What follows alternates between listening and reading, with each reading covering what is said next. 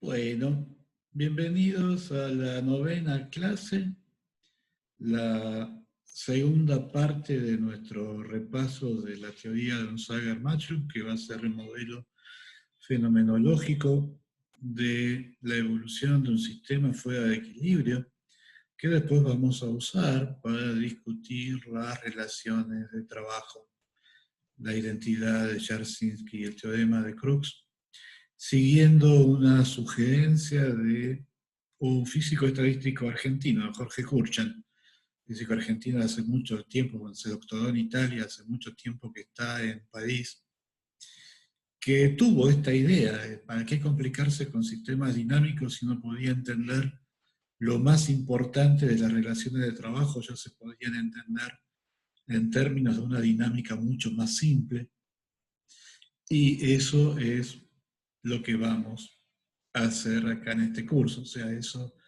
después de esto viene el repaso de integrales de camino,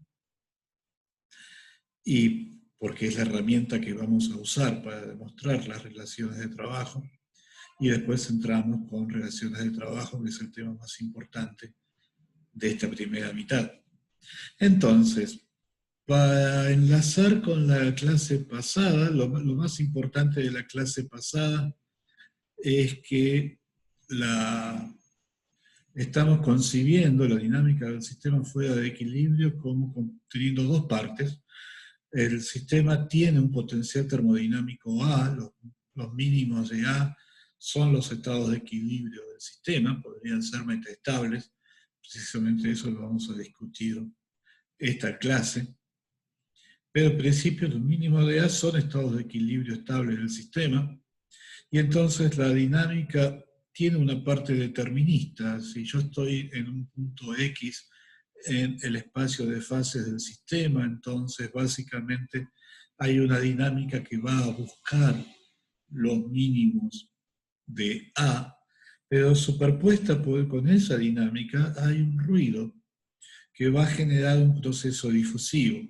Y para mantener las cosas más simples, lo más simple posible, simplemente vamos a asumir que este ruido es un ruido gaussiano con valor medio cero, con una correlación que es proporcional a la delta de T menos T', que es un ruido blanco, y nos dejamos la libertad de, no definimos cuál es la matriz de covarianza, salvo, bueno, es proporcional a la delta, pero dejamos una matriz de covarianza por ahora arbitraria.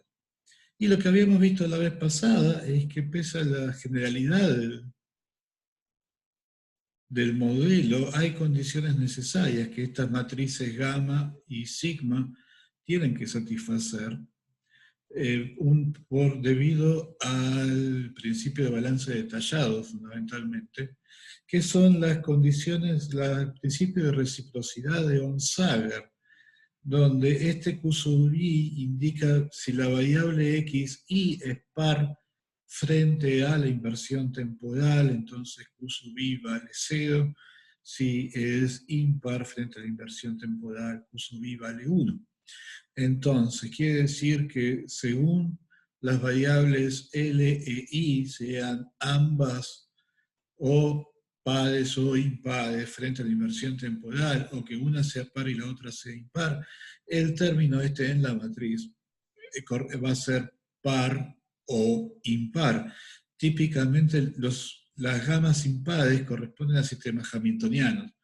Q punto es la derivada de H respecto de P punto es menos la derivada de H respecto de Q. O sea que típicamente cuando uno se encuentra que parte de la matriz gamma es impar, eso tiene que ver con una dinámica conservativa. Mientras que la parte par de la matriz gamma, ya que estrictamente tiene que ver con disipación, cuando a ese término hamiltoniano de menos la derivada de H respecto de Q le sumamos algo que es directamente proporcional a P y positivo, eso tiene que ver con la disipación. O sea que ya vemos esa división del trabajo, ya está en el principio de reciprocidad de Onsager. Y probablemente aún más importante, porque tenemos dos matrices, la matriz gamma y la matriz sigma, el hecho de que en realidad estas dos matrices no son independientes, sino que para que el sistema pueda estar en equilibrio, tiene que haber una relación entre la matriz gamma y la matriz sigma que se manifiesta en lo que se llama el teorema de fluctuación-disipación, que es precisamente la matriz sigma, es fundamentalmente la parte par de la matriz gamma. Entonces, la parte par de la matriz gamma, la que tenía que ver con efectos disipativos, esos efectos disipativos también son los que tienen que ver con el ruido. Esencialmente la idea es, uno quiere converger al equilibrio, pero no demasiado. Uno sabe que tiene que tener fluctuaciones estadísticas alrededor del punto de equilibrio.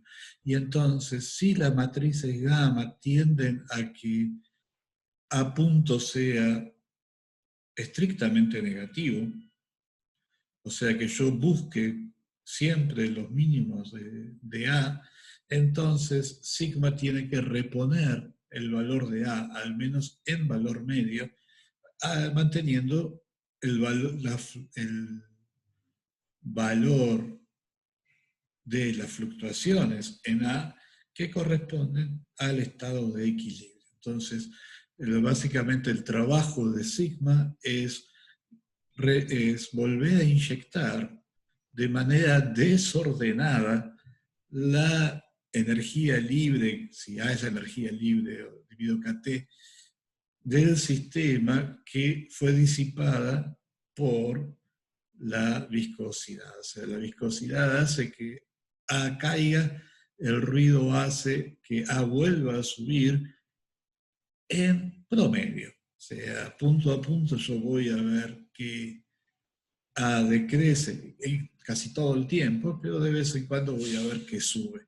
Que efectivamente es el comportamiento que habíamos llegado a la conclusión que tenía que ser la convergencia, el equilibrio, cuando analizamos la ecuación de Boltzmann. O sea, la ecuación de Boltzmann tenía ese problema de que no daba cuenta de las fluctuaciones estadísticas, y lo que le pasa a la ecuación de Boltzmann es que le faltaba un ruido. O sea, no lo vamos a hacer acá, pero si se toman el trabajo de ver mi libro de teoría de campos, ahí está hecho en detalle cómo la ecuación de Boltzmann se puede frasear en este lenguaje y uno puede encontrar cuál es el ruido que se le cayó a Boltzmann. Es un parche, porque esto es completamente fenomenológico, pero muestra que efectivamente la ecuación de Boltzmann es incompleta, porque se comen las fluctuaciones estadísticas y que al menos a un nivel fenomenológico, dentro del esquema de la teoría de Onsager-Matlock, ese problema se puede resolver introduciendo un ruido adecuado. ¿Está bien? ¿Se entendió? ¿Estamos listos para empezar de verdad?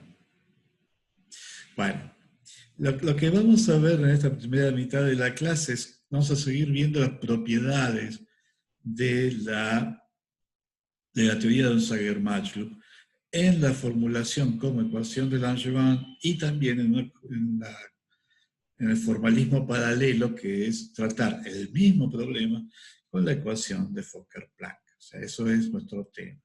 El primer tema es el otro teorema de fluctuación-disipación. O sea, ocurre que lo que yo llamé el teorema de... Perdón.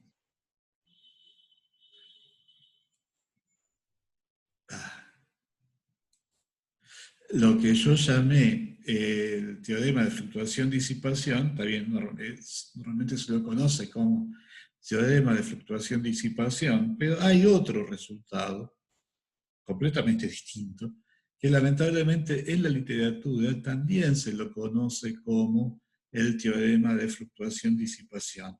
A veces para tratar de evitar la confusión, ¿qué está pasando? Ahora, a este teorema de fluctuación-disipación se lo conoce como el teorema de Calen-Welton. Callen, Walton, o sea, la idea ya está en el paper de Nyquist de ruido en un circuito que es de 1928, en un Physical Review de 1928, pero Callen, Walton y Kubo fueron los que lo generalizaron para cualquier sistema que siga una dinámica de este tipo. Entonces, este se conoce como el teorema de Callen y Walton. Y entonces, al otro teorema de fluctuación-disipación, se lo conoce como el teorema de fluctuación-disipación de Landau-Lifshitz. O sea, sería la forma de diferenciarlo. Ahora hubiera sido mejor a este otro teorema ponerle un nombre completamente distinto y sería mucho más claro. Bueno, para empezar, empezamos mirando el propagador. O sea, el propagador lo que dice es cuánto varía la solución de la ecuación de Langevin en el instante t si yo varío un poco el ruido en el instante t'. O sea, el propagador lo que mide es la sensibilidad de la solución de la ecuación de Langevin respecto del ruido. Y por supuesto, cuando yo varío el ruido en t', la solución en cualquier instante antes de t', bueno, ya fue. Así que esa no va a variar. Por lo tanto, el propagador, por definición, es causal. Yo lo puedo escribir como sí mismo multiplicado por una función de Heaviside. La función de Heaviside tiene una transformada de Fourier, se calcula inmediatamente, no es singular, pero se puede calcular fácilmente. En general lo que se demuestra se calcula como el límite cuando uno tiende al eje real por arriba de una función analítica.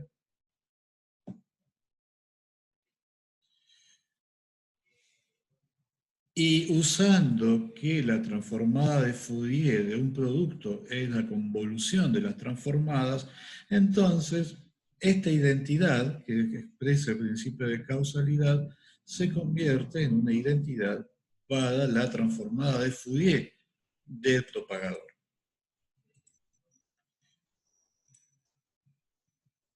Que usando este límite, o sea, si yo calculo la parte real y la parte imaginaria de 1 sobre omega más i epsilon, y tomo el límite cuando epsilon tiende a 0, veo que la parte real converge a lo que se llama el valor principal de 1 sobre omega. El valor principal de 1 sobre omega es la distribución, que es igual a 1 sobre omega en cualquier punto de la recta, salvo en un entorno de longitud 2 epsilon simétrico respecto del origen, o sea, en un entorno que va de menos epsilon a epsilon. Lo fundamental está en la simetría, que el entorno tiene que ser simétrico respecto del origen, en el límite en que epsilon tiende a 0. O sea, el valor principal está definido por ese paso al límite. Por un lado, agarro la función 1 sobre omega, le recorto la parte en la que diverge, simétricamente respecto del origen, pero después tomo el límite en que el segmento que recorté tiende a 0. Eso es el límite de la parte real de este objeto. Y la parte imaginaria es todavía más simple, simplemente con la parte imaginaria de este objeto en el límite cuando epsilon tiende a 0, simplemente converge a la delta de Dirac. Entonces, usando esta expresión en esta ecuación, bueno, la parte que me quedó proporcional a g de omega prima por la delta de omega menos omega prima, la integro. Me vuelve a quedar algo proporcional a g de omega. Entonces acá tengo g de omega es igual a algo más algo por g de omega. Resuelvo g de omega y obtengo esta fórmula en que, disculpen, ¿qué pasó hoy? Importante. En que me quedó la convolución, entonces, de la transformada de Fourier del propagador con el valor principal de la función 1 sobre omega. Y esta I, ¿no? Esta I hace que, fíjense que todo es real, G de omega en principio es complejo, y acá tengo una I. Entonces, si yo tomo la parte real de esta ecuación, como acá tengo la I, lo que me va a quedar acá va a ser la parte imaginaria de G. Y haciendo esa cuentita, obtengo lo que se llaman las relaciones de Kramers-Kronig. Fíjense que invertí el orden de omega prima y omega para que este signo me quede más, es un detalle. Pero lo importante, las relaciones de Kramers-Kronig, que probablemente ya se encontraron en teórica 1 o en teórica 2, si vieron problemas de scattering, expresa siempre la propiedad de causalidad del propagador. Y por supuesto, lo importante que tiene la relación de Kramers-Kronig es que en ningún momento usamos la dinámica de Langevin. O sea, esto vale para cualquier sistema cuántico clásico en el que yo puedo definir un propagador que sea causal. Lo único que necesito es poder definir un propagador que sea causal. Que después pueda encontrar el propagador es otra historia. Pero lo importante es que si es causal, va a satisfacer las relaciones de Kramers-Kronig. La forma en que se usa esto es que muchas veces es más fácil encontrar una aproximación para la parte imaginaria del propagador que para todo el propagador. Entonces, lo que hacen las relaciones de causalidad es, si yo tengo alguna aproximación para la parte imaginaria de G, las relaciones de Kramers-Kronig me dicen que tengo que poner en la parte real de tal manera de al menos ser consistente con causalidad dentro de los límites de la aproximación que estoy usando. O sea, de alguna forma me permite mejorar mi aproximación haciendo una elección óptima para la parte real de G. O sea, estas dos transparencias han sido completamente generales. Una vez que tengo un propagador que satisface causalidad, necesariamente ese propagador va a satisfacer las relaciones de Kramers-Kronig. La pregunta ahora, bueno, ¿qué pasa en el caso particular de una dinámica tipo Langevin? Bueno, este es simplemente un ejemplo. En el caso en que A es cuadrático, o sea, en el caso en que la ecuación de Langevin es lineal en X, entonces yo puedo encontrar específicamente el propagador, esta expresión sencilla, y verificar explícitamente que la parte real de G y la parte imaginaria de G satisfacen las relaciones de Kramers-Kronig como las tienen que satisfacer, ya que este propagador es causal. Bueno, entonces, la idea es que si yo sigo en este caso en que la ecuación de Langevin es lineal en X, bueno, me encuentro que hay una relación entre la función de correlación para las fluctuaciones estadísticas y el propagador. ¿Se acuerdan que el propagador es el valor medio de la derivada variacional de X respecto de J? O sea, en principio son dos cosas completamente distintas. G está mirando la dinámica, está diciendo cuán sensible es la posición respecto del ruido. Mientras que esto está mirando las correlaciones, las fluctuaciones, cómo es la correlación entre el valor aleatorio de la variable X en el instante t y el valor que tenía un instante anterior. Lo estoy haciendo en una sola dimensión para que sea más simple, se puede hacer en n dimensiones sin ningún problema. Y estoy usando la propiedad markoviana de la ecuación de Langevin, que es que en realidad esta correlación es una... Si yo hago x de t prima, es una función solamente de t menos t prima. No hay un origen privilegiado del tiempo. Entonces, directamente puedo poner, sin pérdida de generalidad, puedo poner t' igual a 0. Y si se acuerdan cómo es la ecuación de Langevin, si la ecuación de Langevin es lineal, bueno, la solución va a tener dos partes. Va a tener una solución homogénea, o sea, una solución poniendo el ruido igual a 0, que va a llevar la información sobre la condición inicial, que es cuánto valía x en t igual a 0, y una solución homogénea que va a quedar como una integral sobre el ruido multiplicado por precisamente el propagador para todos los tiempos intermedios entre 0 y t.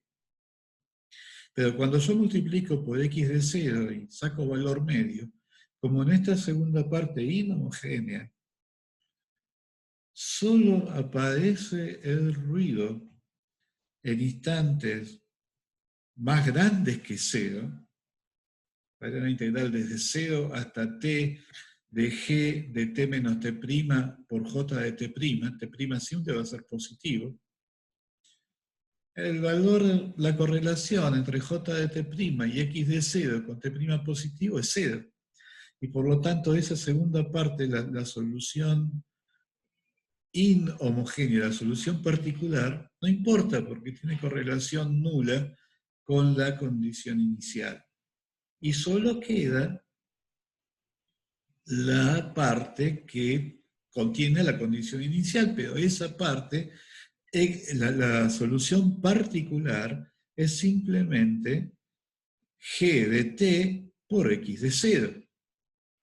Eso es como en teórica 1 cuando uno usa la función de Green. El propagador es la función de Green para este problema. Y por lo tanto, bueno, el propagador es una cosa que uno calcula una vez y para siempre, es la solución fundamental de la ecuación de Langevin. Y por lo tanto, lo único que le queda es el valor de x de 0, el valor de expectación de x de 0 al cuadrado. O sea que en esta dinámica sencilla, que estamos asumiendo una ecuación de Langevin lineal, directamente la función de correlación es un múltiplo de propagador, donde la constante que interviene es precisamente el valor cuadrático medio de las fluctuaciones, que si estoy en equilibrio, o sea, todo esto asume, la ecuación de Langevin asume que estoy en contacto con un baño térmico, una cierta temperatura, que es el que me provee este ruido markoviano. Esto va a ser independiente del tiempo. O sea, si el ruido satisface el teorema de fluctuación-disipación, si el ruido satisface este teorema de fluctuación-disipación, el de Callen, Walton y Cubo, entonces, porque el ruido está restaurando el nivel de fluctuaciones que se estaba perdiendo debido a la disipación, esta termina siendo independiente del tiempo. Entonces, cuando yo hago la transformada de Fourier miembro a miembro, para empezar acá no hace falta que ponga cuándo determiné este valor cuadrático medio, porque no depende del tiempo. Y lo otro que tengo que tener en cuenta es que mientras que este propagador es causal, esto, por el principio de balance detallado, es una función par. Si la variable x es invariante frente a la inversión temporal, esto es una función par de t. O sea, si yo hago x de menos t0, es lo mismo que hacer x de t y de 0. O sea, por un lado yo los permuto usando el principio de balance detallado y después uso simplemente la invariancia frente a traslaciones en el tiempo para que me vuelva a quedar x de t y x de 0. O sea que en realidad acá, en vez de poner t, lo que tengo que poner es módulo de t. Pero g de módulo de t es lo mismo que hacer g de t más g de menos t. Porque si t es positivo, g de módulo de t, g de t, y que le sume g de menos t, no importa, porque de todas formas g de menos t es 0. Y si t es negativo, g de módulo de t, g de menos t, y que le sume g de t no importa, porque de todas formas g de t vale 0. O sea que esto podría haber escrito esto simplemente como g de t más g de menos t. Y cuando transformo Fourier a ambos miembros, me queda g de omega más g de menos omega. Que como g de menos omega se demuestra por la transformada de Fourier, por ser la transformada de Fourier de una función real, el propagador es claramente una función real, pero es una solución de la ecuación de Langevin, en vez de poner el término de ruido, pongo una delta, es perfectamente real. Entonces, g de menos omega es g de omega conjugado. Porque lo único imaginario que hay, lo único complejo que hay en la definición de g es el término n a la menos i omega t. Entonces, como g de menos omega, o sea, como g1 tiene que ser par, mientras que g es causal, en realidad g1 de t es g de t más g de menos t. Por eso g1 de omega es g de omega más g de menos omega. Pero como g de menos omega es g de omega conjugado, eso es simplemente 2 veces la parte real de g de omega. Y esto es el teorema de fluctuación-disipación de Landau-Lifshitz. ¿Está bien? ¿Me pudieron seguir toda la parrafada? Muchas palabras y pocas ecuaciones. Bueno, ¿qué es lo que uno se tiene que llevar a casa? Que hay una relación directa entre la transformada de Fourier de la función de correlación y la transformada de Fourier de el propagador. O sea, lo importante del teorema de fluctuación de Landau-Lifshitz es que la transformada de Fourier del propagador determina la transformada de Fourier de la función de correlación. En este caso simple, x al cuadrado es simplemente una constante. Si yo tengo más variables, bueno, acá aparecerá una matriz de covarianzas. Fundamentalmente, si yo me voy del caso clásico, me voy al caso cuántico, lo que va a aparecer acá es el valor de x al cuadrado para un oscilador de frecuencia omega, que depende de omega. O sea que acá ya no me va a quedar una constante, me va a quedar una función de omega. Pero lo importante es que si yo tengo la transformada de Fourier del propagador, ni siquiera todas, me basta con la parte real de la transformada de Fourier del propagador, entonces ya conozco la función de correlación, ya conozco la transformada de Fourier. Eso es lo que uno se tiene que llevar a casa del teorema de fluctuación-disipación de Landau-Lifshitz. ¿Está bien?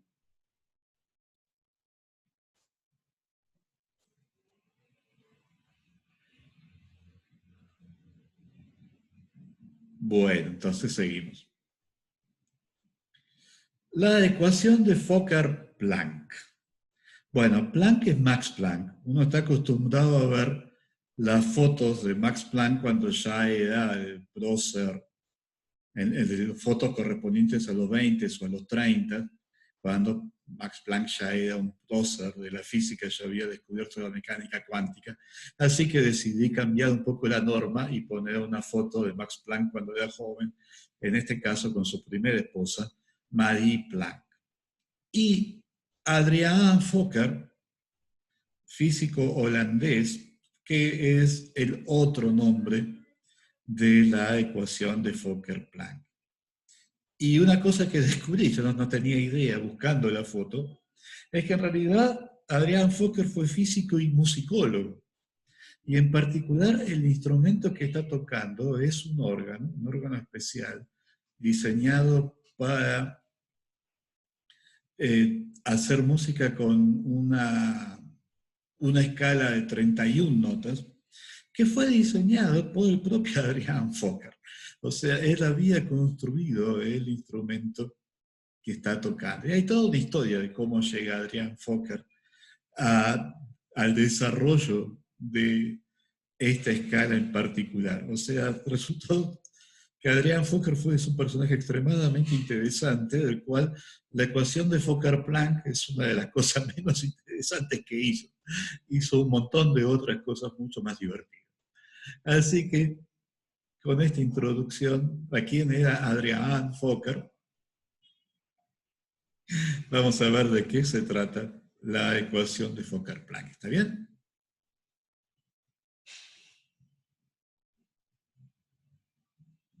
Bien. Bueno, la idea de la ecuación de Fokker-Planck es, en vez de seguir una trayectoria de esta dinámica aleatoria, que obviamente las trayectorias individuales son extremadamente complejas, como ya hemos visto en el caso del movimiento browniano, la idea es simplemente definir en cada punto una densidad de probabilidad de la variable x. Yo voy a trabajar en el caso de una única dimensión para no complicarnos. Obviamente esto se puede hacer con n dimensiones.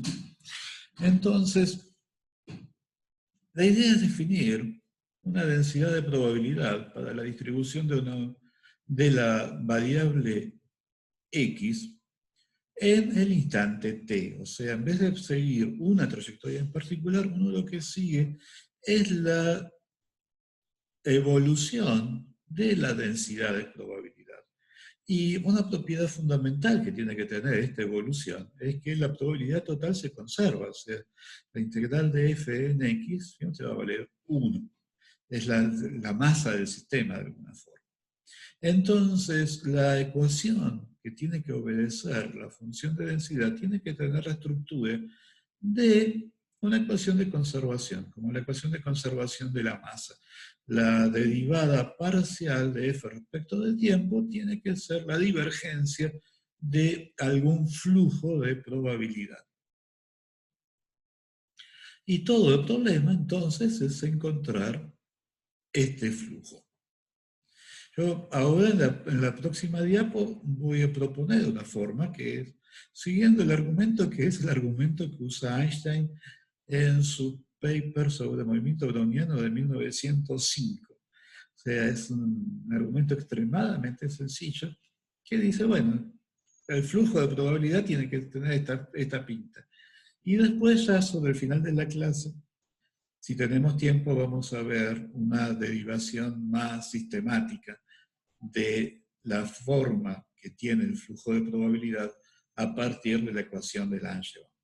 Bueno, el argumento de Einstein es que, así como en la ecuación de Langevin nosotros pusimos un término determinista en que si la partícula estaba en el punto X, se movía con velocidad gamma por A' hacia el mínimo de A. Bueno, si todas las partículas que están alrededor de X se están moviendo todas con la misma velocidad, yo voy a tener un flujo que va a ser esta velocidad por la cantidad de partículas que tengo cerca de X. Y la cantidad de partículas que tengo cerca de X es precisamente F. Entonces, la parte determinista de la ecuación de Fokker, de la ecuación de Langevin, induce un flujo que es simplemente proporcional al valor de F. Y la constante de proporcionalidad es la velocidad. Es menos gamma por la derivada de A respecto de X. Si yo no tuviera las fluctuaciones estadísticas, esto es todo lo que hay. Pero como tengo fluctuaciones estadísticas, como tengo ruido, por encima de este proceso coherente, que todas las partículas que están cerca de X se van a mover como un cuerpo rígido buscando el mínimo de A, superpuesto con esto yo tengo el ruido, y el ruido lo que me va a producir es un proceso de difusión.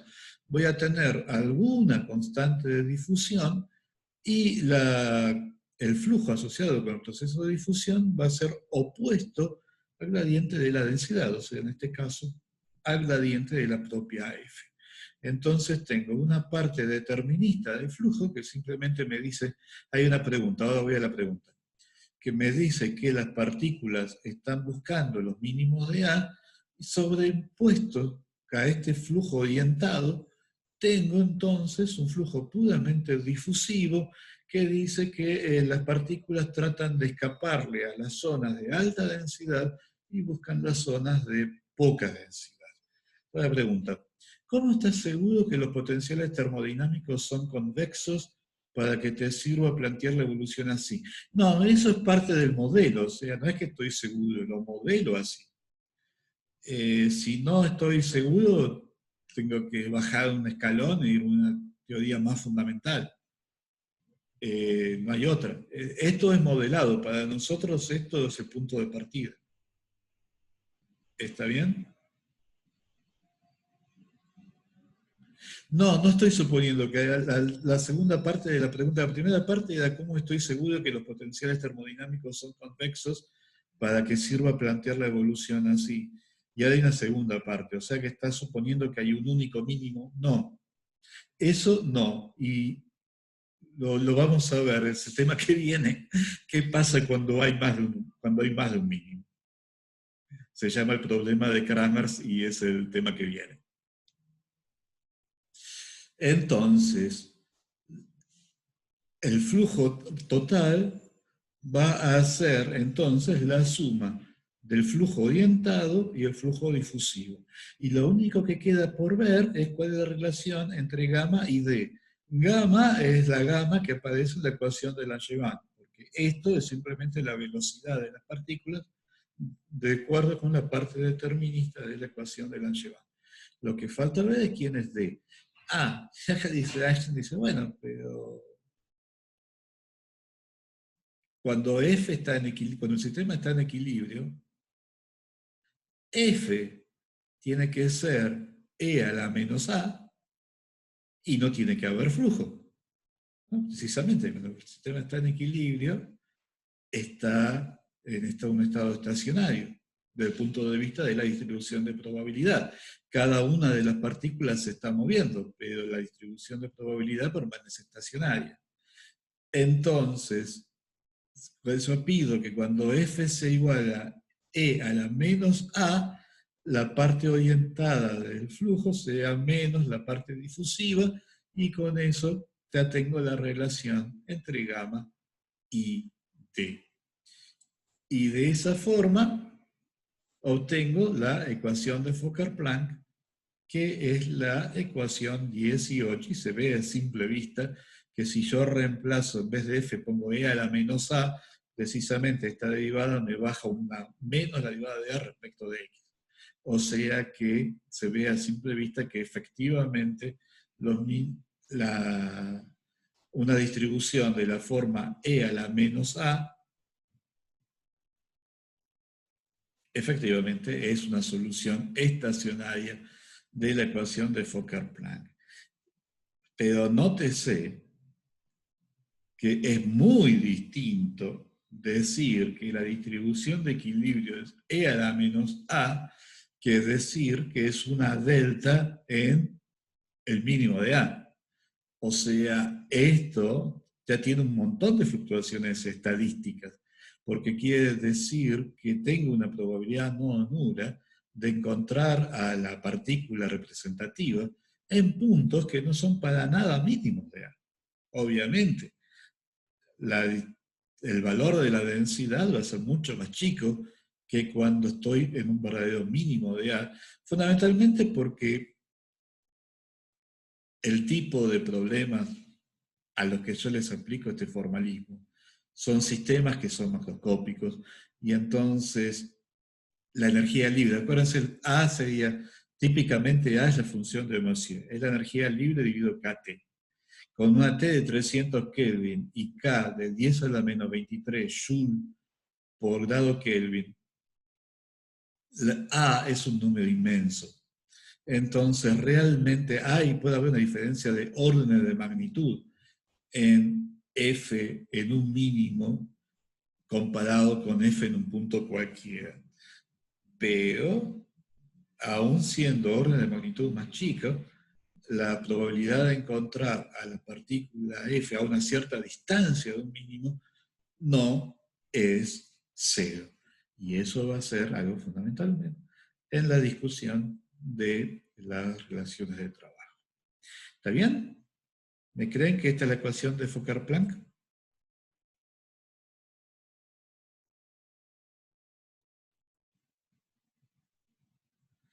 Bueno, lo que viene ahora es vamos a estudiar un par de propiedades muy básicas de esta ecuación. Para empezar, que hay un teorema eta asociado a la ecuación de Fokker-Planck. Nosotros habíamos visto que si no teníamos en cuenta el ruido, entonces la parte orientada de la evolución, directamente como me estaba llevando de cabeza a un mínimo de A, hacía que la derivada de A respecto del tiempo sea no positiva.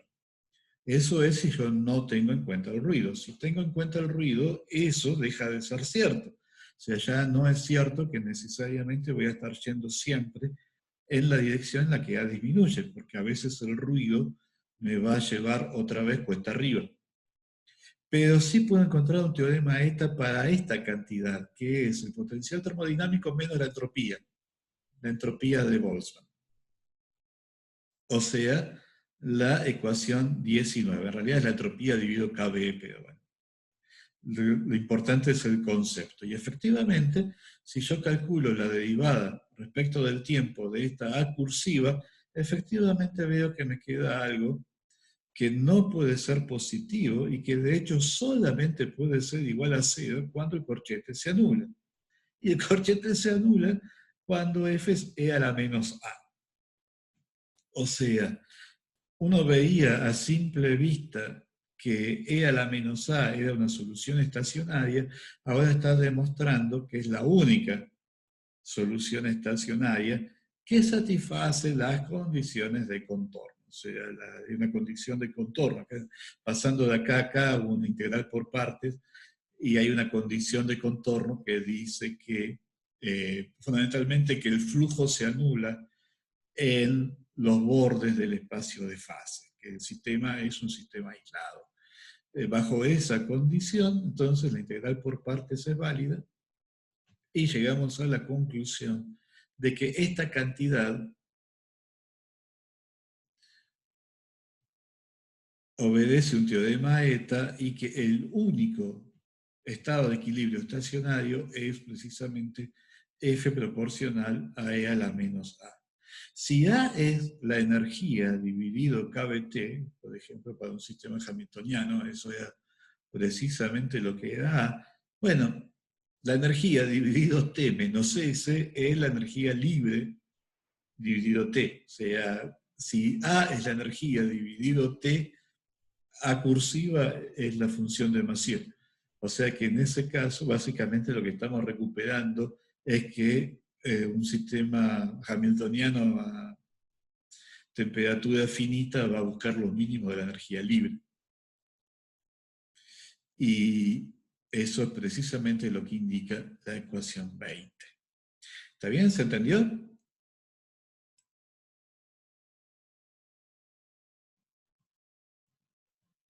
Bueno. Una cosa curiosa que tiene la ecuación de Fokker-Planck es que matemáticamente es muy parecida a una ecuación de Schrödinger. De hecho, se puede hacer todavía más parecida. Es una ecuación de Schrödinger en tiempo imaginario, porque la ecuación de Schrödinger acá tendría una I, ¿no? IH barra respecto de T. De hecho, si yo hago el cambio de variable, digo que F es E a la menos A sobre 2 por alguna función G. Reemplazo acá y llego a algo que tiene toda la pinta de una ecuación de Schrödinger. La derivada de g respecto de t va a ser la derivada segunda de g respecto de x dos veces más un término, una especie de potencial por g. O sea, la ecuación de Fokker-Planck esencialmente es una ecuación de Schrödinger en tiempo imaginario.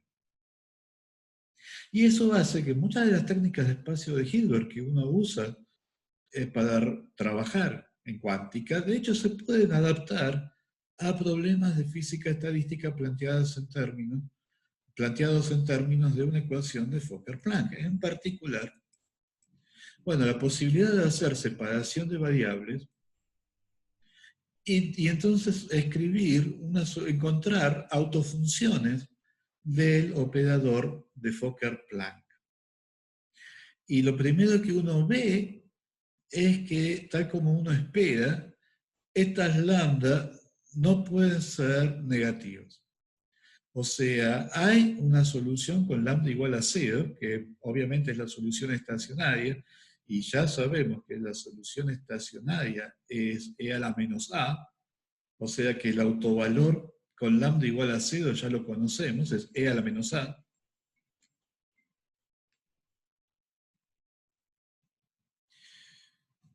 Y el resto de los autovalores son todos positivos. Y eso se demuestra simplemente, eso es la ecuación 23. O sea que efectivamente la ecuación de Fokker-Planck está describiendo convergencia al equilibrio. Yo arranco con una solución general, cualquiera, la desarrollo en autofunciones del operador de Fokker-Planck. Todas estas autofunciones van a morir y rápidamente, van a morir exponencialmente en el tiempo, salvo la solución estacionaria. O sea, todas van a morir y me va a quedar solita la solución estacionaria, destacándose sobre el ruido exponencialmente pequeño del resto de las soluciones. Complementando esta idea intuitiva, efectivamente, yo puedo definir una estructura de espacio de Hilbert en el espacio de soluciones de la ecuación de Fokker-Planck, porque autovectores de autovalores distintos son efectivamente ortogonales respecto de este producto escalar. O sea, tengo una medida no trivial, tengo que multiplicar por e a la a en la medida de integración. O sea que en el L2 de esta medida e a la a, entonces los autovectores del operador de Fokker-Planck son efectivamente mutuamente ortogonales. Después yo los puedo normalizar para que sean ortonormales. Decididamente son ortogonales. Y en particular, acuérdense que el operador que corresponde a mu igual a 0, yo lo conozco. El autovector con mu igual a 0 es e a la menos a. Supongo acá e a la menos a se compensa con el e a la a y me queda simplemente la integral en x de f lambda. Entonces, todas las autofunciones con lambda distinto de 0, todas las autofunciones con lambda distinto de 0 tienen que ser ortogonales a la autofunción con mu igual a 0, pero la autofunción con mu igual a 0 es simplemente e a la menos a. Y entonces este producto interno es simplemente la integral de f lambda. O sea que ya sé que las autofunciones con lambda distinto de 0 van a ser reales. Eso lo sé simplemente porque en esta ecuación, a diferencia de la ecuación de Schrödinger, en esta ecuación no hay nada imaginario. O sea que las autofunciones del operador de Fokker-Planck necesariamente son reales. Pero no van a ser positivas. La única que es definida positiva es la F0, que es e a la menos a. Todas las demás van a tener cambios de signo, de manera tal que la masa total asociada con todas las otras va a ser 0. Todas las otras integran a 0. Por eso, yo decía, bueno, arranca con una condición inicial cualquiera, va a ser alguna superposición de estos autovectores. Con el tiempo, todos los términos de la superposición van a morir, salvo el primero, que corresponde a lambda igual a 0. Bueno, eso no viola el principio de conservación de la probabilidad, porque en realidad de todas las autofunciones, la única que realmente estaba contribuyendo a la integral total de la probabilidad era la solución con lambda igual a 0. Es la única que integra a 1. Todas las demás integran a 0. De paso, el coeficiente de la F0 en esta superposición necesariamente es 1. O sea que yo arranco con una solución cualquiera. Esa solución se puede escribir como la solución de equilibrio más una superposición lineal de las F lambda con lambda distinto de 0 que va a morir exponencialmente cuando t tiende a infinito. ¿Está bien? ¿Me están pudiendo seguir? Bueno, y entonces, para terminar entonces la primera parte de la clase, esto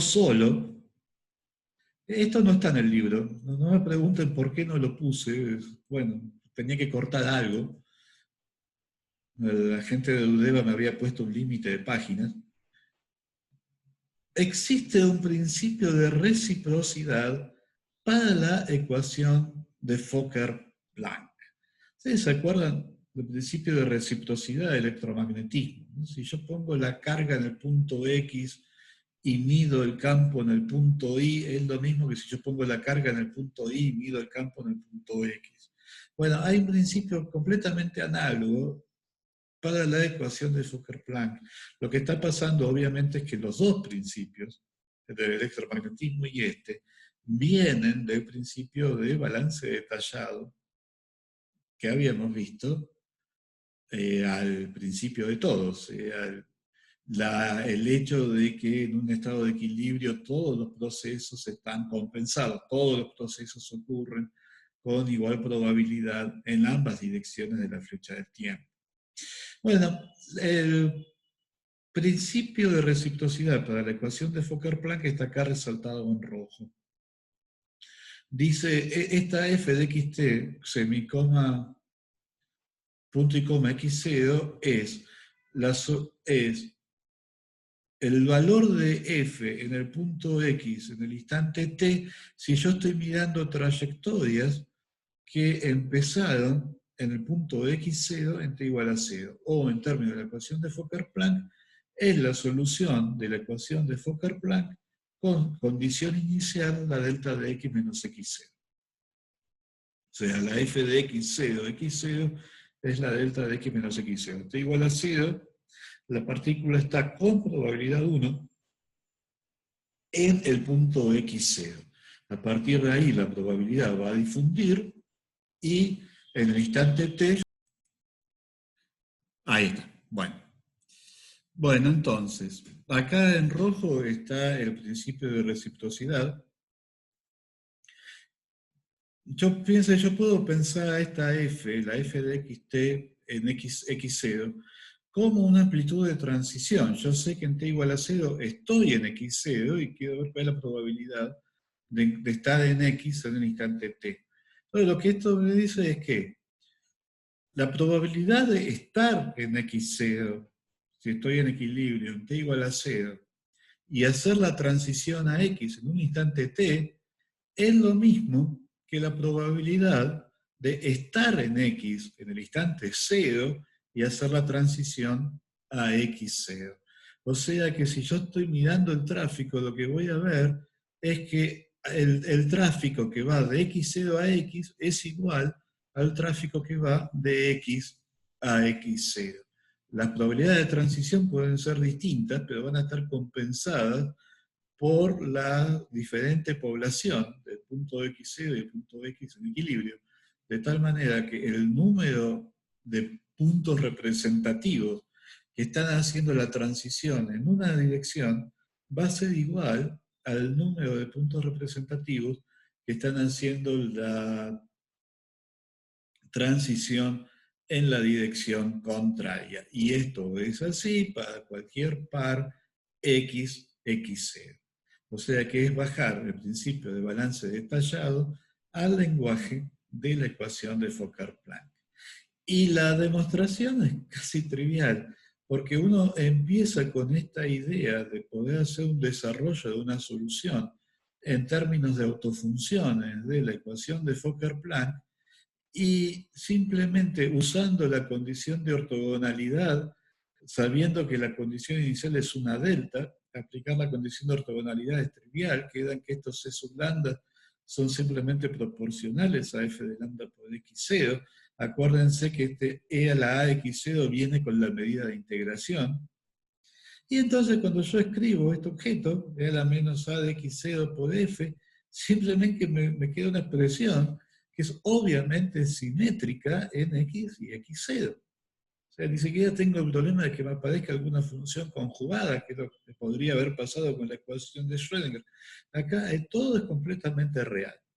O sea que se verifica explícitamente que esta es una función simétrica frente al intercambio entre x y x0, y por lo tanto vale el principio de reciprocidad de la ecuación de Fokker-Planck. Y esto es casi el teorema de Crookes.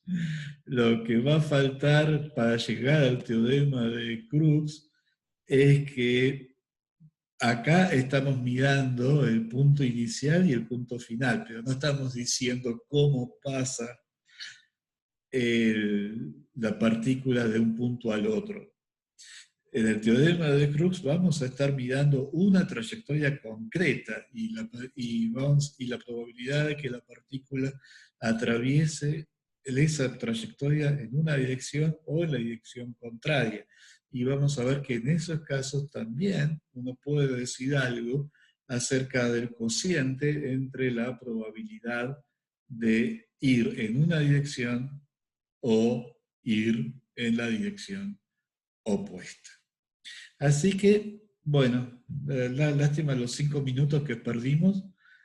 Si les parece bien, hacemos el recreo. Seguimos en 15 minutos más. ¿Está bien? Bueno, hasta luego entonces. Hay una anécdota, el motivo por el cual elegí una foto en la que estaban juntos Kramers con Uhlenbeck y Goldsmith es la anécdota que cuenta Tomonaga acerca del descubrimiento del spin por parte de Uhlenbeck y Goldsmith. Estamos 1927, 1926, un problema super hot en mecánica cuántica. Se acababa de desarrollar la mecánica cuántica matricial, la mecánica cuántica ondulatoria. Kramers fue una de las personas que desarmaron el embrollo que habían armado entre Heisenberg y Schrödinger. Y uno de los problemas grandes era entender, por un lado, el efecto, lo llamado el efecto Zeeman anómalo, y por otro lado, entender la estructura fina de los espectros atómicos. Hay una sospecha de que había alguna conexión, pero ninguna de las dos cosas se entendía muy bien, y mucho menos cuál era la conexión. Y Uhlenbeck y Goldsmith tuvieron esta idea de asignarle un momento magnético intrínseco al electrón, y todo cayó en su lugar, y de hecho se descubrieron el spin del electrón. Entonces escribieron el paper, se lo fueron a mostrar a Kramers, y Kramers lo felicitó, le dijo que era maravilloso, que habían resuelto el problema, que realmente eran unos genios. Entonces estos se agrandaron, y Uhlenbeck y Goldsmith dice, lo fueron a mostrar a Pauli. Y Pauli lo agarró, lo miró y dijo, está mal. ¿Cómo que está mal? Sí, está mal por un factor 2. Lo revisaron y tenía razón Pauli. Así que volvieron cabizbajos a Holanda a decirle a Kramers que estaba mal. Y Kramers le dice, uy, qué macana, porque a mí me gustó tanto que ya lo mandé a publicar. Y le escriben al editor de la revista retractando el paper, y el paper le dice, y no, miren, si a mí Kramers me manda algo, yo lo publico enseguida. El paper ya salió. Y gracias a eso se ganaron el premio Nobel. porque finalmente tenía razón Pauli, estaba mal por un factor 2. El factor 2 es lo que ahora llamamos la precesión de Thomas, o sea, se podía explicar perfectamente y no invalidaba la idea fundamental de Uhlenbeck y Goldsmith.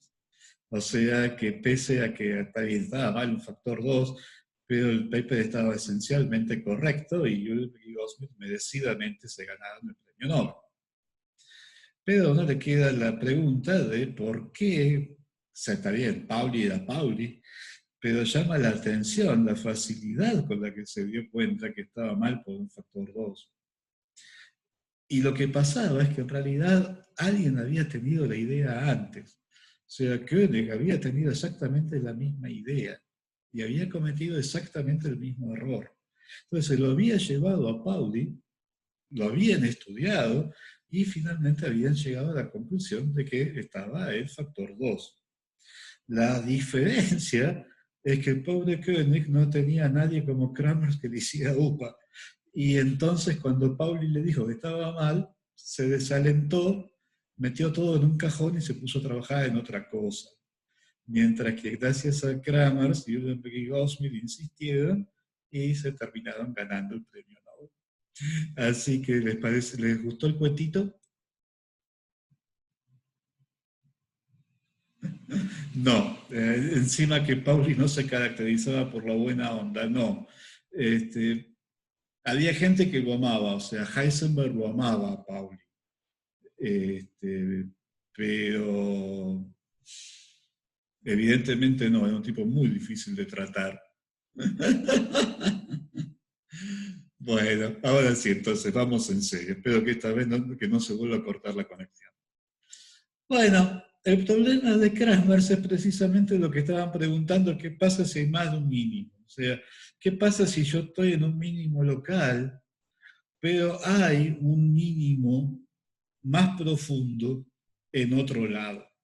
Lo que uno espera que pase es que, bueno, precisamente porque tengo fluctuaciones estadísticas, aunque la partícula quede atrapada en el mínimo local, bueno, va a seguir explorando el vecindario de ese mínimo local.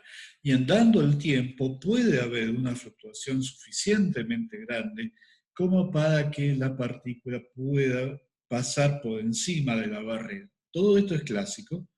La partícula no puede pasar por debajo de la barrera, no hay efecto túnel, pero sí puede haber lo que se llama activación térmica, o sea, la partícula que pasa por encima de la barrera debido a una fluctuación. Y una vez que pasó, ya está, o sea, va a converger al vacío, al estado de equilibrio más verdadero que el estado de equilibrio metaestable en la que estaba atrapada. La pregunta es cuánto tiempo hay que esperar. O sea, está bien, sabemos que va a pasar, pero ¿cuánto tiempo hay que esperar? Y la respuesta era conocida, o sea, la respuesta la había encontrado Arrhenius, que había estado, ¿se acuerdan? Yo les mostré en alguna de las clases, vimos una foto del grupo de Boltzmann.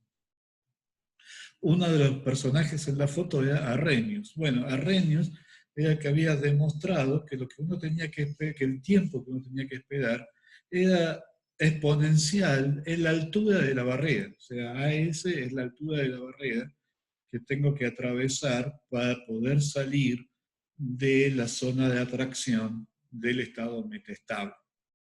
O sea que la respuesta es esta. El tiempo que tengo que esperar es, es exponencial en la altura de la barrera. Esto es extremadamente importante, porque, por ejemplo, típicamente la altura de la barrera va a ser una energía dividido kT. Y eso quiere decir que un pequeño cambio en la temperatura puede producir un cambio de órdenes de magnitud en la vida media del estado metaestable, gracias a la dependencia exponencial.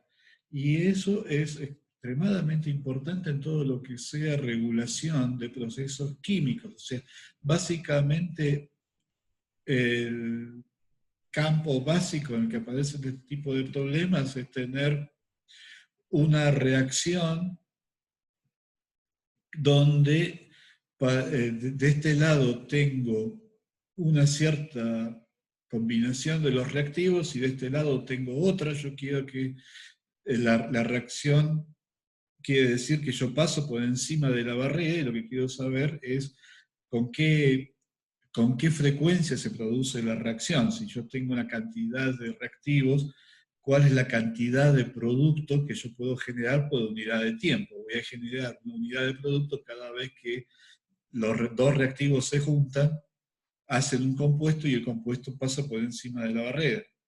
Bueno, si la barrera tiene la altura de la barrera, es esto, ¿no? Una constante dividido KT, un pequeño cambio en la temperatura me produce un gran cambio en E algo sobre KT, y por lo tanto me produce un gran cambio en la velocidad con la que procede la reacción. Puede hacer que la reacción sea muy eficiente hasta que la reacción se detenga para todos los fines prácticos. Eso es particularmente importante en sistemas biológicos, donde precisamente muchos de estos procesos están regulados por la temperatura. Por eso los procesos biológicos tienden a detenerse con una pequeña disminución en la temperatura. El rango en que el sistema biológico funciona eficientemente es un pequeño rango en términos de temperatura. Todo viene de la dependencia exponencial de la ley de Arrhenius. Así que esta es la respuesta, pero ahora lo que queremos es demostrar la ley de Arrhenius a partir de la ecuación de Fokker-Planck. ¿Está bien? ¿Se entiende cuál es el problema? Bien. Entonces, bueno, lo que vamos a hacer es plantear la ecuación de Fokker-Planck, la misma.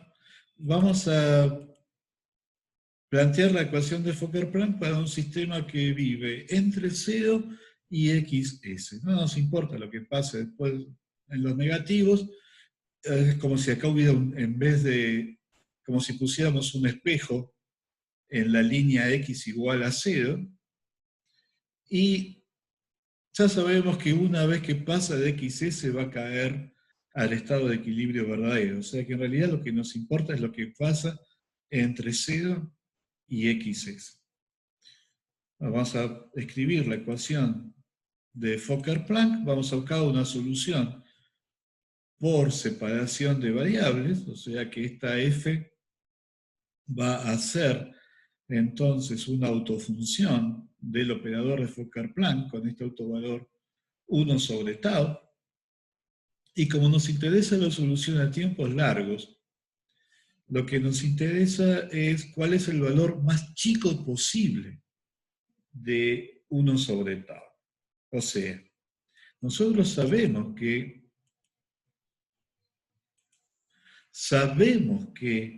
si esperamos lo suficiente, la partícula va a pasar por encima de la barrera. Esto no es un problema de equilibrio. La solución a tiempos largos va a ser que la f acá va a valer 0, porque a tiempos infinitamente largos la partícula va a haber pasado por arriba de la barrera y va a estar acá, no va a estar más acá. O sea que a diferencia de lo que veníamos viendo hasta ahora, en que la solución convergía a la solución de equilibrio, la solución de equilibrio en esta zona del espacio de fases es 0. Y por lo tanto lo que estamos buscando es una solución que converge a 0. Ahora, la forma en que va a converger a 0 es como una superposición de exponenciales, tal como habíamos visto antes, porque todos los autovalores del operador de Fokker-Planck son todos positivos. A tiempos largos, la única exponencial que importa va a ser la que tenga la vida media más larga. O sea, a tiempos largos va a quedar una sola, todas las demás van a haber muerto. A tiempos todavía más largos no va a quedar ninguna. O sea que lo que nos interesa es ese régimen. Cuando midieron todas las exponenciales, salvo la de vida media más larga. O sea que 1 sobre tau va a ser, es la inversa de la vida media. Entonces es el autovalor más chico del operador de Fokker-Planck entre 0 y XS. Lo que nos falta ver es cuáles son las condiciones de contorno para poder encontrar este autovalor. Y las condiciones de contorno van a ser que en x igual a 0 no tengo flujo. O sea, el sistema aislado. ¿Se acuerdan que reemplacé la segunda parte de la barrera la reemplacé por un espejo en x igual a 0? Cuando la partícula llega a x igual a 0, rebota y se pone de vuelta a oscilar en x positivo. Entonces, acá no quiero que tenga flujo. Las partículas pueden rebotar, pero ni pasan para el otro lado, ni entran partículas nuevas. Entonces empiezo con un número de partículas definido y voy a ir perdiendo partículas a medida que pasa el tiempo. No inyecto partículas nuevas en el problema. Porque hay otra forma de resolver el mismo problema, que es cuando una partícula atraviesa la barrera, la vuelvo a inyectar en x igual a 0. Y de esa manera puedo llegar a tener una solución estacionaria. Nosotros no estamos buscando la solución estacionaria, estamos buscando una solución que converge a 0. Y por eso no tenemos que inyectar más partículas, tenemos que trabajar con un número de partículas que voy perdiendo partículas a medida que pasa el tiempo, pero no inyecto partículas nuevas. Entonces, la primera condición de contorno es que no tengo flujo en x igual a 0. Y la segunda condición de contorno es que le voy a pedir que la probabilidad de encontrada la partícula en XS también valga 0. O sea, si la partícula llega a XS, no se queda en XS, automáticamente cae al verdadero estado de equilibrio. Y por lo tanto, la probabilidad de encontrar la partícula en XS es 0. Todas las que llegaron se van instantáneamente. Por lo tanto, no se acumula ninguna probabilidad finita en el punto XS. ¿Está bien? Esas son mis condiciones. Esto es el problema. O sea, el genio de Kramer suele haber encontrado las soluciones de contorno correctas. Y esto es un paper de Kramer de 1941 que no tiene desperdicio. Un paper que todavía se puede leer como si lo hubieran escrito ayer. ¿Está bien? ¿Me están siguiendo?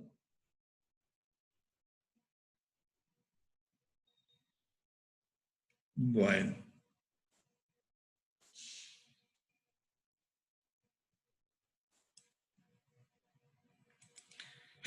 Entonces, vamos a buscar una solución de la ecuación de Fokker-Planck por separación de variables con las condiciones de contorno que les acabo de decir. La distribución del flujo se anula en x igual a 0 y la f se anula en x igual a xs. Y la idea es que como estamos buscando un autovalor muy chiquito, no va a ser muy distinto de la solución que tiene autovalor 0. Y la solución que tiene autovalor 0, fíjense, para que el autovalor sea 0, J tiene que ser constante. La solución de equilibrio que estábamos viendo hasta ahora, E a la menos A, hace que J sea 0. Lo cual en particular es una constante. O sea que en la solución de equilibrio es un autovector de la ecuación de Fokker-Planck con autovalor 0. Pero no hace falta que J sea 0. O sea, basta que J sea constante para que la derivada de J respecto de X valga 0. Entonces hay una segunda solución. en la que J no es cero, pero sí es constante. Y esa segunda solución es esta que acá llamé F1. O sea, F0 es E a la menos A y tiene flujo 0. F1 es E a la menos A por esta integral. Fíjense que la integral cuando x es igual a xs, el rango de integración tiende a 0 y por lo tanto F1 por definición vale 0 en xs. Y esta tiene flujo igual a gamma, constante, pero no nulo. O sea que estas dos son autofunciones del operador de Fokker-Planck con autovalor 0. Pero que no satisfacen las condiciones de contorno. Porque E a la menos A tiene flujo 0. ¿Se acuerdan? Las condiciones de contorno eran no flujo acá y solución igual a 0 acá. Esta, que corresponde a la línea azul, no tiene flujo ni acá ni en ningún otro lado. Bueno, está bien. Pero no es 0 en XS. Y por lo tanto no satisface la condición de contorno en XS. La otra está definida para valer 0 en XS. Por lo tanto, esta condición de contorno la satisface, pero no tiene flujo nulo acá, tiene flujo igual a gamma. Por lo tanto, ambas son autovectores con autovalor 0, pero no satisfacen las condiciones de contorno. ¿Está bien? ¿Se entendió esto?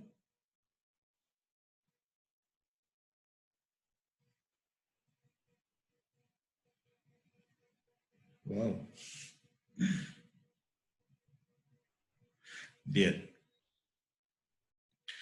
Entonces, lo que voy a hacer es tratar de buscar una combinación lineal, una solución que sea una combinación lineal de las dos. La idea es que, como estoy buscando el autovalor, el autovector con autovalor 1 sobre tau, pero 1 sobre tau es un número muy chiquito, F no va a ser tan distinto de F0 y de F1. En particular se va a parecer mucho a F0. O sea que estas alfa y beta no van a ser muy complicadas, van a ser prácticamente constantes. Y entonces tendrían que ser relativamente fáciles de encontrar. Como estoy reemplazando una única incógnita F por dos funciones incógnitas, alfa y beta, me gano la libertad de imponer una condición arbitraria. En este caso, lo usual es pedir una condición de este tipo, con lo cual el calcular el flujo se simplifica mucho, el flujo proporcional a beta. Y las condiciones de contorno, ¿se acuerdan que... Ay, disculpen. F0 satisfacía la condición de contorno en 0, pero no la satisfacía en XS. Entonces en XS voy a pedir que alfa valga 0. Y acá al revés, voy a pedir que beta en 0 valga 0, porque la F1 satisfacía la condición de contorno en XS, pero no en XS. O sea, que las condiciones de contorno ahora son que alfa se mueve en la barrera y beta se mueve en el origen. Y como normalización, le voy a pedir que alfa en el origen sea 1. Porque entonces, en el origen, f va a ser f0 más 0 por f1. O sea que me estoy garantizando que la f cerca del origen se va a parecer mucho a e a la menos a. O sea, lo que voy a estar diciendo es,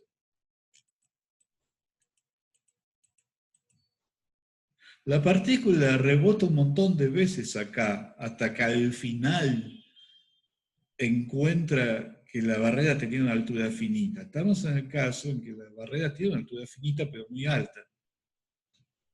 Entonces, como va a estar muchísimo tiempo acá, va a converger a algo que se va a parecer mucho a un estado de equilibrio acá. Estamos buscando la única solución que sobrevive a tiempos muy largos.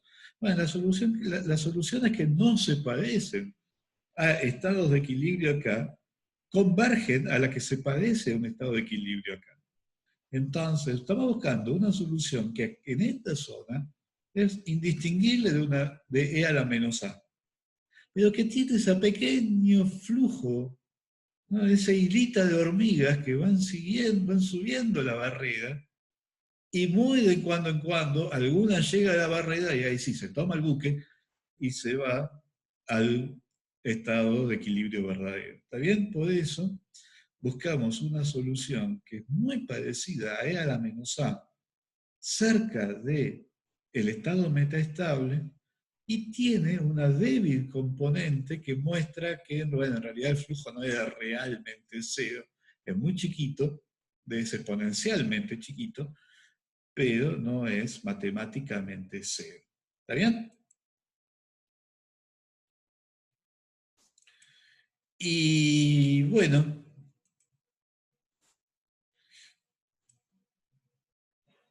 me quedan dos ecuaciones de movimiento eh, que terminan acopladas, ¿no? La ecuación para beta va a depender de alfa y viceversa. Pero, bueno, la idea es precisamente eso. O sea, alfa es casi 1 y beta es casi 0. La solución que estamos buscando, F es casi F0, y esto es una pequeña perturbación a esa solución. Entonces, en las ecuaciones para alfa y para beta, es lícito aproximar que beta es aproximadamente 0 y alfa es aproximadamente 1, con lo cual desacoplo las ecuaciones y me queda que la derivada de beta es F0 sobre gamma tau y la derivada de alfa es F menos F1 sobre gamma tau. Y como 1 sobre tau es un número muy chiquito, es consistente. Efectivamente, alfa y beta son casi constantes, tales como yo esperaba. Pero, y esto es el último paso, si alfa empieza en 1 y termina en 0, la integral de la derivada tiene que valer menos 1. Teorema fundamental del cálculo. Y entonces me queda que la integral de todo esto, con el signo, me tiene que dar menos 1, o sea que la integral sin el signo me tiene que dar 1. Cuando integro entre 0 y xs, pasa el estado de miembro, y efectivamente obtengo una fórmula explícita para quién es tau. Yo sé quién es F1, ¿no? F1 es esto, acá lo tienen graficado para un potencial genérico que tiene la pinta esta, ¿no? Esto es x cuadrado más x cubo, y hay que encontrar los coeficientes para que dé algo razonable. O sea que para un potencial genérico, la forma genérica de F1 es esta.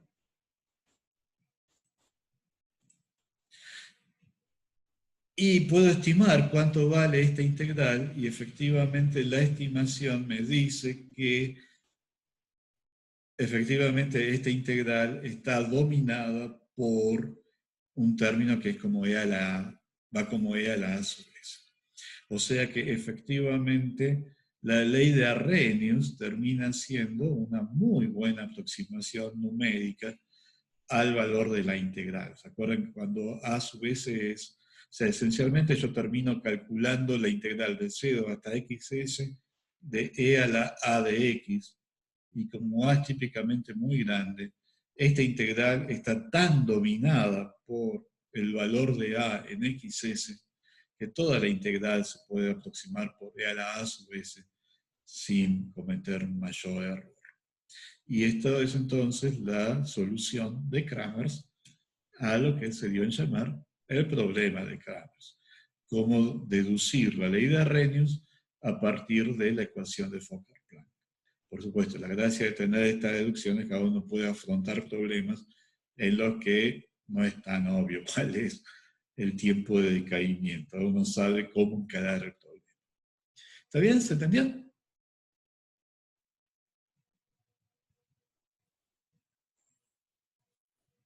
Bueno, entonces, nos quedan 5 minutos, calculo que voy a tener que tomarme 5 minutos más para contar rápidamente el resto del material que tenía preparado, ¿no? Vamos a evitar detalles.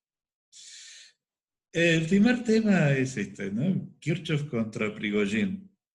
La idea es, bueno, uno sabe, siempre digo que la física es posible debido a que los estados de equilibrio de un sistema típicamente son muy simples. Los estados de equilibrio son mucho más simples que los estados genéricos del sistema. Como lo demuestra que para describir un estado genérico de un gas yo necesito 6 por 10 a la 23 variables y para describir un estado de equilibrio típicamente necesito 5. O sea, eso es el nivel de simpleza que tienen los estados de equilibrio respecto de un estado cualquiera de un sistema. Pero muchas veces uno se encuentra con sistemas que no están estrictamente hablando en equilibrio, pero que de todas formas admiten configuraciones que son muy simples. Por ejemplo, problema típico, la barra de hierro sostenida a 2 temperaturas distintas en los extremos. La distribución de temperaturas no es equilibrio. El equilibrio, la temperatura tendría que ser homogénea. Pero bueno, hay un gradiente constante de temperatura y eso es casi tan simple como la distribución de equilibrio. O sea, hay muchos sistemas en los cuales hay estados estacionarios fuera de equilibrio, pero que son casi tan simples como un estado de equilibrio. Y eso, digamos, históricamente todas las personas que nos hemos encontrado con este hecho, nos agarró la duda de, pero no habrá una extensión de la termodinámica que vaya más allá de los sistemas que son puramente de equilibrio y se aplique también a sistemas que están en estados estacionarios aunque no sean de equilibrio. Es una idea que cada tanto a todo el mundo se le ocurre, o sea, a todo el mundo le aparece la pregunta. Y en particular una forma de darle un contenido más nítido a la pregunta sería plantearse, ¿no? Es así como yo sé que los estados de equilibrio son los mínimos de algún potencial termodinámico, que podrá ser la entropía para un sistema aislado, la energía libre para un sistema en contacto con un baño térmico. No existirá para un estado fuera de equilibrio pero estacionario, no existirá también algo que juegue el rol de un potencial, que por lo tanto yo pueda encontrar los estados de equilibrio, perdón, los estados estacionarios fuera de equilibrio, extremando algún potencial termodinámico. Bueno, en algunos casos se puede, en general no. En algunos casos sí. Y uno de los primeros casos lo descubrió este señor, Gustav Kirchhoff, que es simplemente tener un conductor, no un conductor perfecto, un conductor, sometido a un campo electrostático, es igual a menos el gradiente de phi, y entonces asumo que vale la ley de Ohm, que en cada punto voy a tener una densidad de corriente, J es sigma por E, sigma es la conductividad, y entonces se va a disipar un calor Joule, escalar J, o sea, no estoy en equilibrio. En equilibrio yo no podría tener un campo eléctrico en el interior de un conductor. No estoy fuera de equilibrio, por lo tanto tengo campo eléctrico. El campo eléctrico va a disipar un calor Joule y yo voy a tener que entregar trabajo. Necesito una batería para sostener al campo electrostático pese a la disipación. Cuando yo mido cuánto es el calor total disipado, bueno, tengo que tomar el calor Joule es escalar J, J es sigma por E, o sea que me queda sigma por E cuadrado, es el gradiente de phi, me queda sigma por el gradiente de phi al cuadrado. Y si yo ahora me pregunto, ¿cuál es la distribución del potencial que minimiza el calor total disipado? Es un teorema variacional al estilo de las ecuaciones de Euler-Lagrange de mecánica. Resuelvo el problema variacional y me queda esta ecuación, que dice que la divergencia de J tiene que valer 0.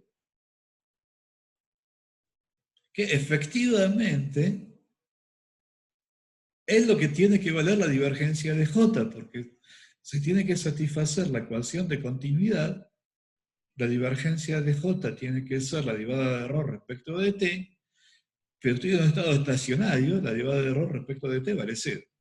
O sea que efectivamente la divergencia de J tiene que valer 0, y la ecuación 45 es efectivamente la que describe la distribución, el potencial escalar en el interior del conductor y a través de la ley de Ohm, la distribución de corrientes en el interior del conductor. O sea que efectivamente yo, sin resolver ninguna ecuación de Poisson, puedo encontrar cuál es el campo, el potencial escalar en el interior del conductor, simplemente preguntándome cuáles son los mínimos del calor disipado. O sea, en este caso, efectivamente encontré un potencial termodinámico, en este caso el calor disipado, que resuelve el problema de encontrar los estados estacionarios fuera de equilibrio. Bueno, por supuesto, además tengo que proveer condiciones de contorno para el potencial escalar en el borde del conductor.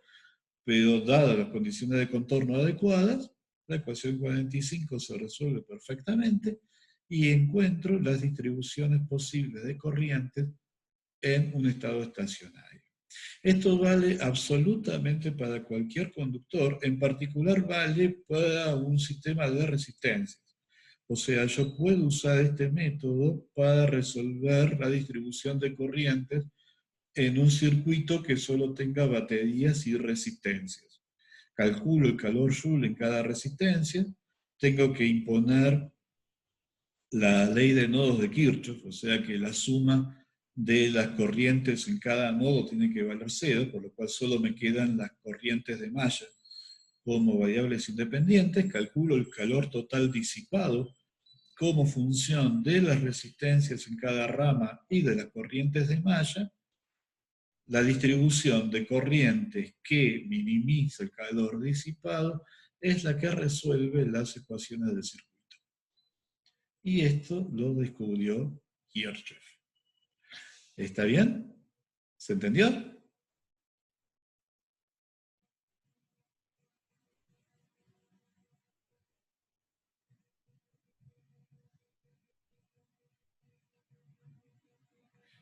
Bien. Bueno, esto que descubrió Kirchhoff en este caso, ¿se puede generalizar? Esa es la gran pregunta. Y les digo, todo el tiempo siguen saliendo papers tratando de generalizar la propuesta de Kirchhoff. De hecho, hace un par de años hubo uno que hasta salió en los diarios. Y realmente nadie ha dicho nada que no hubiera dicho Kirchhoff antes. Pero bueno, efectivamente, cuando uno tiene una dinámica de tipo Onsager-Matchloop, pero que sea puramente disipativa, o sea que esta gama sea puramente simétrica. Entonces, efectivamente, acá estamos mirando solamente la parte orientada de Onsager-Matchloop, no estamos teniendo en cuenta los ruidos, estamos mirando la evolución de los valores medios nada más. Efectivamente, si uno descarta los términos de ruido, encuentra esta relación entre la velocidad y la derivada, la producción de A, o la destrucción de A. Y entonces efectivamente es obvio que si estoy en un estado estacionario, X punto vale 0 y por lo tanto la destrucción de A vale 0. Pero al revés también, si las derivadas de la destrucción de A valen 0, quiere decir que estoy en un mínimo de la la producción de A, llamémosla, y por lo tanto vale que los estados estacionarios, puesto que por definición estoy asumiendo que esta matriz es invertible, los estados estacionarios son efectivamente extremos de la producción de A. Y esto es el teorema de Prigogine. O sea que existe efectivamente una familia de problemas en los que, si yo descarto la parte de ruido, es cierto que los estados estacionarios del sistema son los extremos de la producción de A. Lo que necesito es que la gama sea puramente simétrica. Cuando la gama lleva una parte antisimétrica, el teorema deja de valer.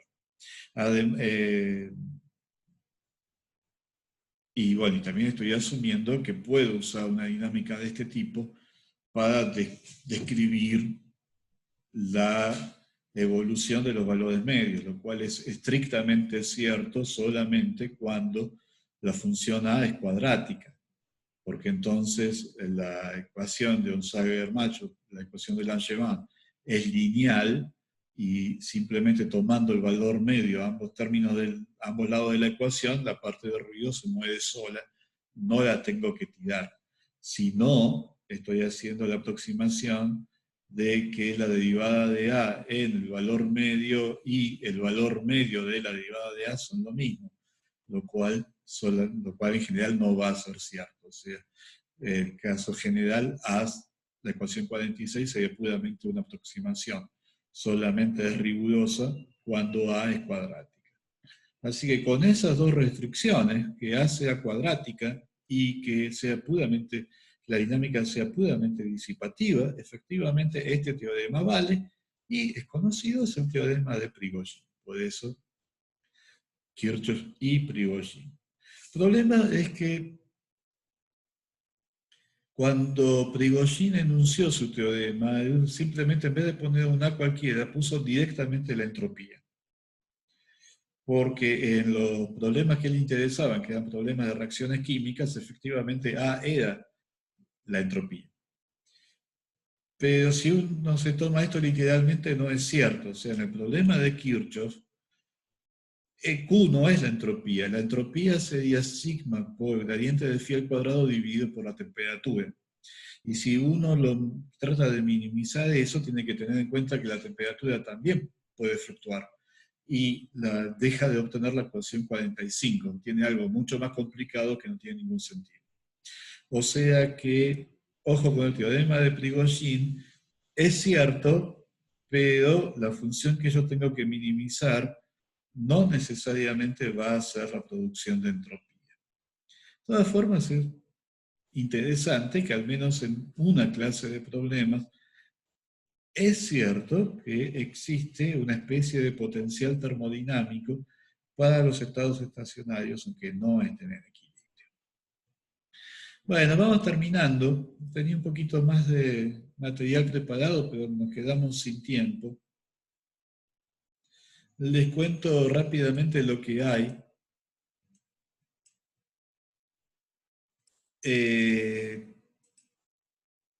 Bueno, esto lo pueden leer en el libro. Es simplemente, nosotros estamos hablando todo el tiempo del ruido Nyquist, del ruido térmico, que uno puede llegar a generar la sensación de que es el único tipo de ruido que hay. Eso no es cierto. Muchas veces ni siquiera es el más importante. Así que esto es simplemente una descripción muy rápida de dos otros tipos de ruido. El ruido shot noise, que se debe a que en realidad la corriente no es algo continuo, sino que es discreta, son electrones que están pasando.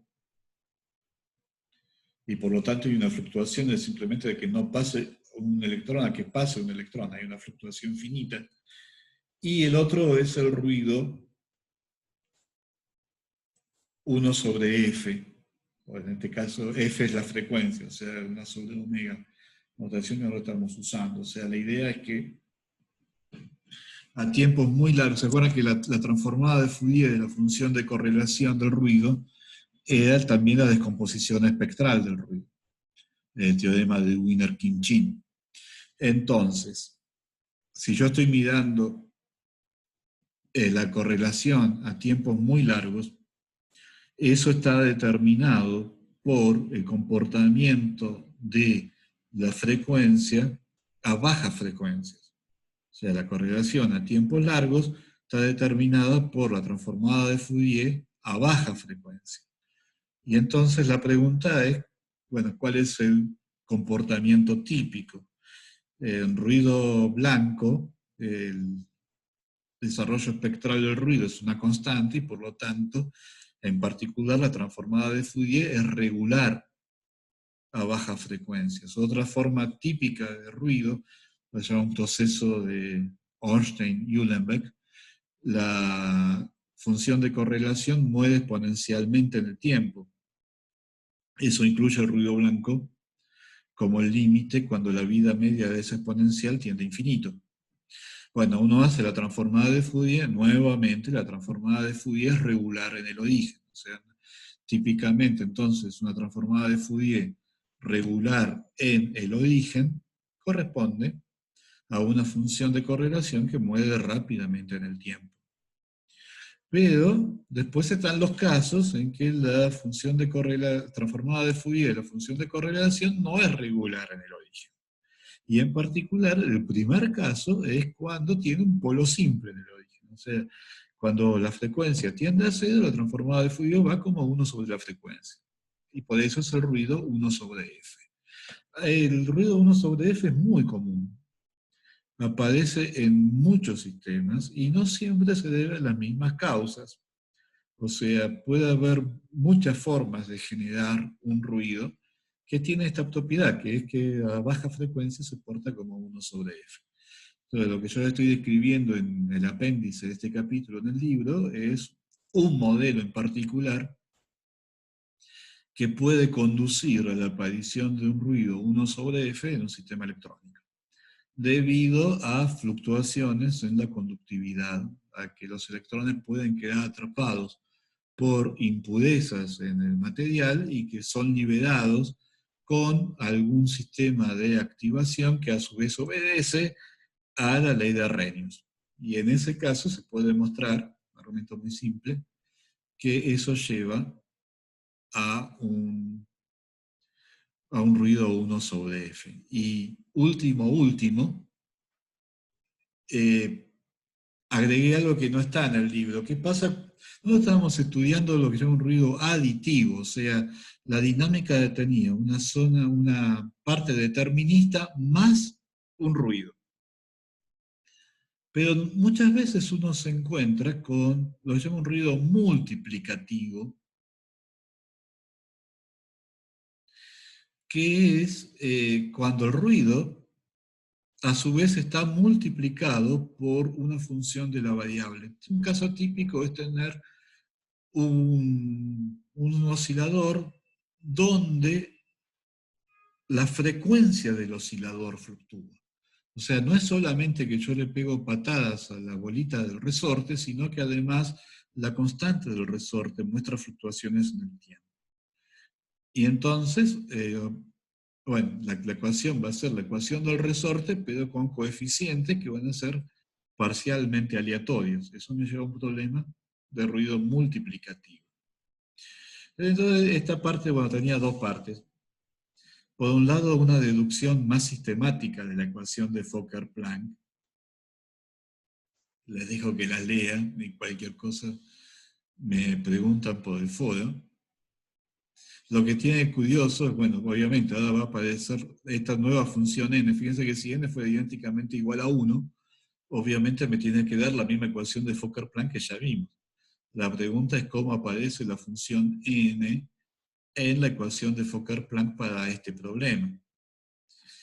Y aparece de una manera curiosa, por eso vale la pena hacer una deducción sistemática, porque aparece dos veces, aparece una vez adentro de la derivada y otra vez afuera. Obviamente, si uno después pone n igual a 1, esto da... yo llegué a la ecuación de Fokker-Planck usando el argumento puramente cualitativo de Einstein. Bueno, esto con n igual a 1, esto también es una manera sistemática de deducir la ecuación de Fokker-Planck a partir de la ecuación de Langevin en algún momento hay que usar también el teorema de fluctuación-disipación para decir quién es sigma cuadrado. Entonces, esto es la generalización de la ecuación de Fokker-Planck para el caso de ruido multiplicativo. Y después tienen un ejemplito. Fíjense que el ejemplo simplemente está elegido porque las cuentas se pueden hacer todas, pero tiene un cierto interés, porque fíjense que cuando este valor lambda es muy grande, todo esto vale 1 y estoy en el caso de ruido aditivo normal, y al revés, cuando x es mucho más grande que lambda, la raíz cuadrada termina siendo lineal en x, y por lo tanto tengo una ecuación, tengo el caso de un oscilador amortiguado, muy amortiguado porque tiré el término de inercia, me quedé solo con el término de disipación, pero con una frecuencia que va a ser omega cuadrado más j sobre lambda. O sea que una frecuencia que va a ser parcialmente aleatoria. Y lo que tiene de lindo este problema, evidentemente está quedando como ejercicio, se puede resolver. Esta es la ecuación de Fokker-Planck, ahí está la n afuera y adentro. La solución es estas son las gamas de Euler. El coeficiente D es un coeficiente adimensional que combina, bueno, las propiedades del oscilador y lambda, que era lo que aparecía determinando si el ruido era aditivo o multiplicativo. ¿Se acuerdan que cuando lambda tiende a infinito es el caso del ruido aditivo? Y en particular, ya que uno tiene la solución, puede calcular el valor cuadrático medio de x, y efectivamente cuando d tiende a infinito, o sea, cuando lambda tiende a infinito, recupero las fluctuaciones de un oscilador a temperatura T, y si d es finito, las fluctuaciones son más grandes, y en particular, si d vale 1, entonces las fluctuaciones en la posición se vuelven infinitas. O sea, este problema, la solución está bien definida. Para d igual a 1/2 tengo la campana de Cauchy, que habíamos visto en la primera clase, el repaso de prueba, yo les había mostrado la campana de Cauchy. Bueno, es el caso particular de esto cuando d vale 1/2. Pero ya cuando d ya es menor o igual que 1, ya no puedo definir el valor cuadrático medio de x al cuadrado. En particular, no podría definir una temperatura para este sistema de la manera habitual, que es decir que, bueno, el x cuadrado va como la temperatura. Y acá tiene los gráficos de las soluciones. La línea azul es la gaussiana, es el límite cuando d tiende a infinito. La línea verde corresponde a d igual a 10. La línea roja corresponde precisamente a d igual a 1. Si uno lo ve en escala natural, dice, la verdad que no son tan distintas. La línea verde y la línea azul prácticamente coinciden, y d es nada más que 10. Imagínense si d fuera 10.000. Y la línea roja, sí, está bien, es distinta, pero no es tan distinta.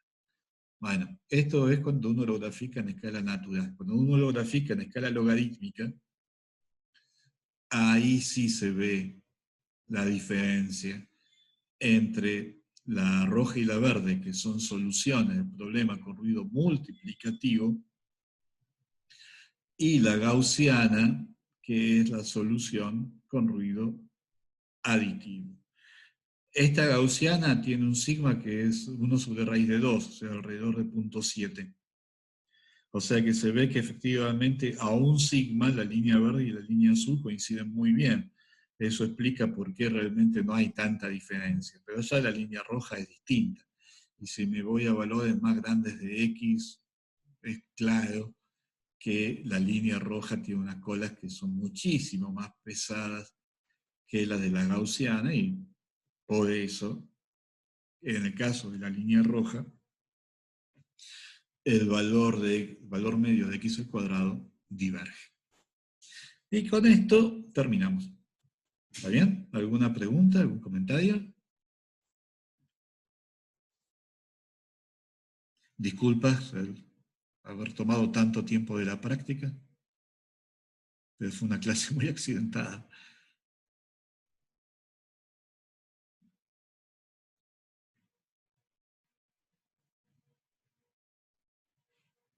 Bueno, parece que está todo bien, así que los dejo con Guillem y el viernes empezamos con integrales de camino. ¿Está bien? Hasta el viernes.